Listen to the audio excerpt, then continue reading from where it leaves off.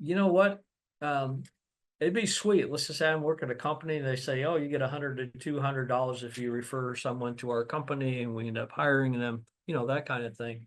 But I've also kind of put my neck on the line, because if I don't think this person's going to pan out or do what they say they can do, that puts me in jeopardy. So that who you know person is very much going to drill down and say, do I think you're the person for this job? Do I think you're a good fit with our organization, for skills, experience, and culture? So I think there's probably more of that going on because the high risk is like you happen to hire someone and they don't pan out to be too good. Well, I guess that doesn't look too good on you. So, but yeah, no, very good. I'm glad you see the value and so like you're going to continue to network.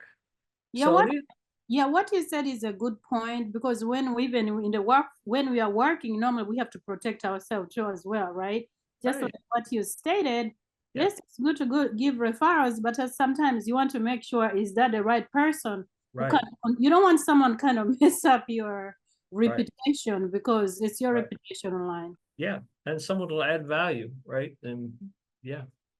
So here's my final recommendations for tonight. Hey, when you're engaging in work, find a way to make it fun, engaging, and interesting. So it's not an activity, it's an activity you do look forward to, more like a hobby. And if it's not, don't do it. And I'm serious about that, just have the right frame of mind, right? The right mindset, kind of like Laura talked about next week's speakers, like it's important to look at it from that perspective. And just try and have fun. Some things will work and some things won't. You'll find out, but practice with friends, practice in social networks, so when you get to that point, there's less stress and you'll be more skillful at it.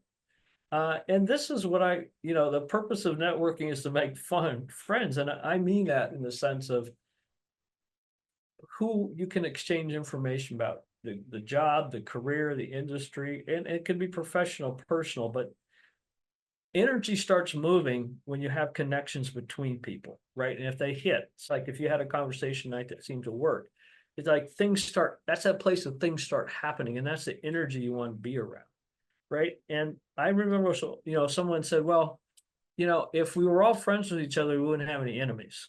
And that might sound kind of basic or corny. At the same time, it's true. It's like, it's easy for me, a friend calls me to ask for borrow a lawnmower or, it's a job record, whatever it might be. I'm more inclined to do that if I put them in a category as friends. Like we help each other out. That's really what friendship is. It's not a one-way street. So that gets to my last bullet, right? It is a two-way street and we don't keep score. Like, oh, you know what?